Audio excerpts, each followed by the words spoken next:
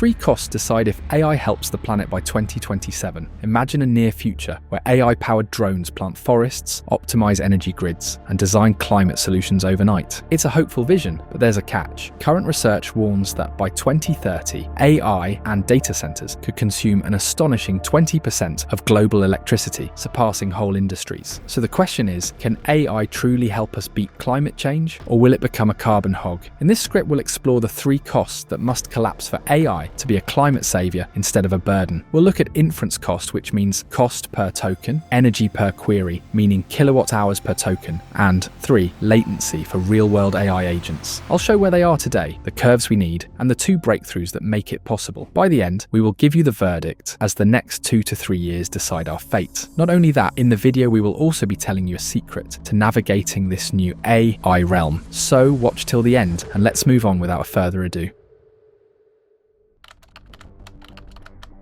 The first cost is the dollar price per AI output. This has been plunging. OpenAI's Sam Altman notes that the cost of using a given AI service falls about 10 times every 12 months. For example, NVIDIA reports that clever software and next-gen GPUs cut their per-token inference cost by roughly 20 times on new hardware. Startups like Infabrica are promising similar leaps. Their memory pooling network can halve the dollars needed per generated token. In practical terms, today's ChatGPT queries cost mere cents, if not less, to generate, down from dollars just a year ago. Cheaper AI means we can ask infinitely more questions. But at what hidden price? Would you trade faster AI for higher emissions? Imagine the moment you click Ask ChatGPT. Now imagine that shortcut answer arrives in a flash, because data centers burned extra fossil fuels to make it happen. If each 10 times speed up comes with 10 times more energy use, is that progress? Keep this question in mind, we will get back to it later.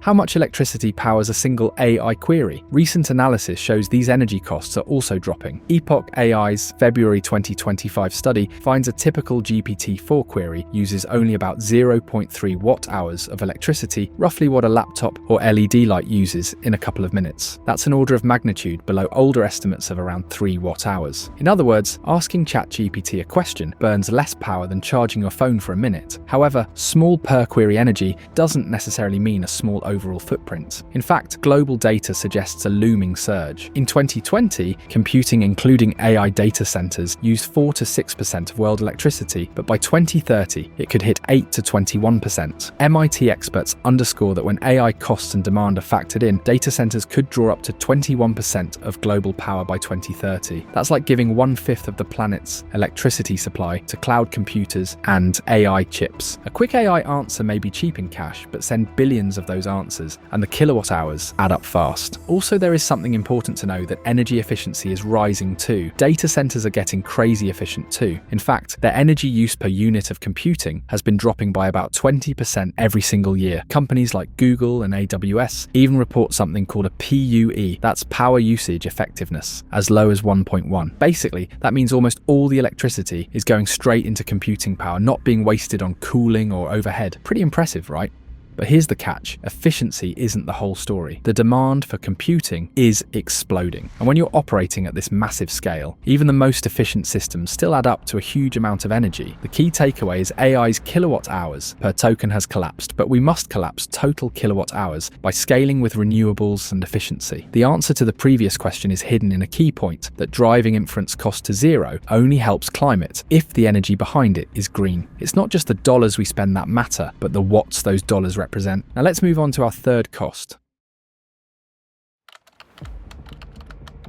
The third cost is speed or latency for AI agents in the real world. I want you to consider the following question. What would happen if an AI driver reacts 1/10 of a second slower than a human? If an autonomous car's brain lagged by 100 milliseconds, even a quick swerve could turn into a crash. Picture steering a flying drone or surgical robot with a half-second delay. The result could be catastrophic. No one would take that risk. This stark scenario shows why ultra-low latency is crucial. Simply dropping dollar per token and kilowatt hour per token isn't enough if the AI can't act in time. So what will be the solution? Keep on watching as I will get right back at it shortly. In tasks like robotics, self-driving, or industrial control, every millisecond counts. In practice, that means queries must be answered in thousandths of a second for things like drone flight or factory robots to work smoothly. Most cloud servers have tens of milliseconds lag, which is too slow for life and death. The solution for our last scenario is moving compute physically closer with edge chips, 5G networks, and fog robotics. For example, the FOGROS project by UC Berkeley offloads heavy robot tasks to nearby servers, yielding 5 to 30 times speedups at the cost of approximately 0.5 to 1.2 seconds extra lag. In critical applications like drones, autonomous cars, smart grid controllers, even that is too slow. We need on-device AI chips, dedicated 5G slices, and new architectures so that robots and sensors get answers in under 10 milliseconds. In short, we must crash the latency curve just as dramatically as the cost curves. Do you remember the secret from the beginning?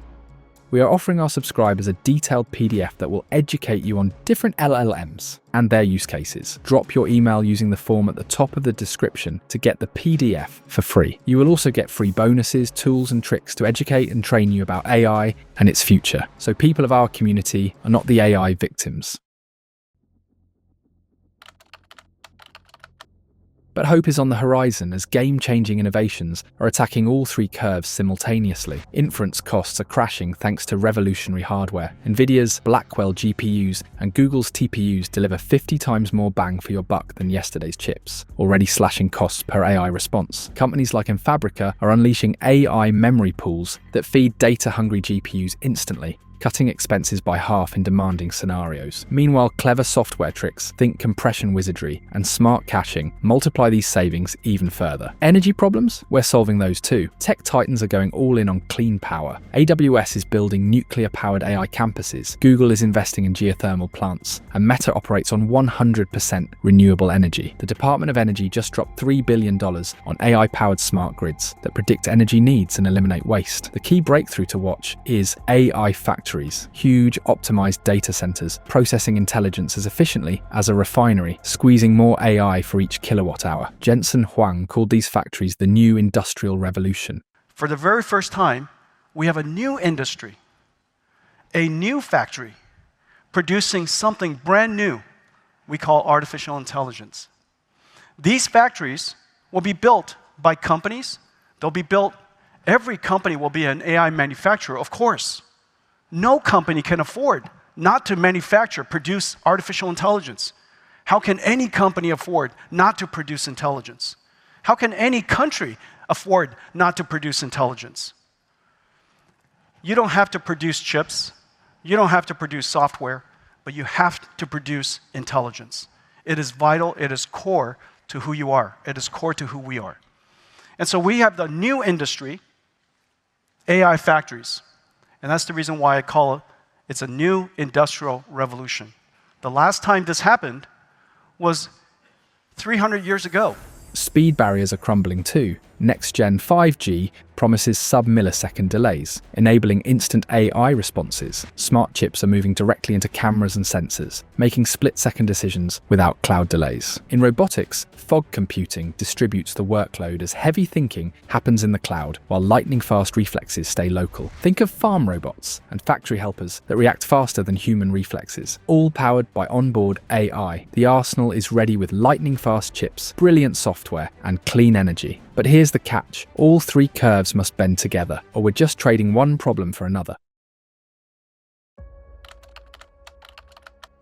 The climate verdict on AI is complicated. On the bright side, cheaper, smarter AI could turbocharge our fight against climate change by optimizing wind farms, designing revolutionary materials, and managing energy flows with surgical precision. Sam Altman boldly predicts AI efficiency gains will make the price of many goods fall dramatically once intelligence becomes dirt cheap. But there's a dark side. Unchecked, AI growth could become a carbon monster. MIT Sloan warns that if current trends continue, the AI industry could soon be one of the largest contributors to carbon emissions. Climate activists have already suggested drastic measures, like imposing a carbon tax on AI usage to curb runaway energy demands. Regulators are waking up as well. The EU's AI Act classifies autonomous systems as high risk, requiring on-device logging and efficiency. The US even formed an AI core to advise on government use. History offers hope, though. Remember the internet energy apocalypse predictions, or cryptocurrency's supposed power catastrophe? Both fizzled as efficiency outpaced growth. MIT's supercomputing gurus point to proof that data center efficiency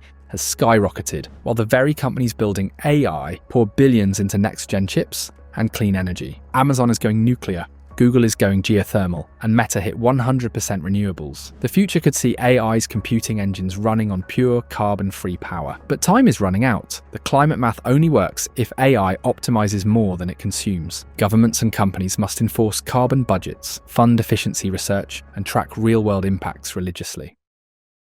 So the answer is AI can save our planet, but only if we crush all three cost curves simultaneously. Dollar costs, energy demands, and speed barriers must all crumble together. Miss even one, and AI flips from climate hero to climate villain. The next 2 to 3 years will decide everything. Now it's your turn. Which cost curve is the toughest nut to crack? Plummeting prices, taming energy hunger, or achieving lightning speed? Drop your thoughts below. If this opened your eyes, smash that like button and subscribe for more truth bombs.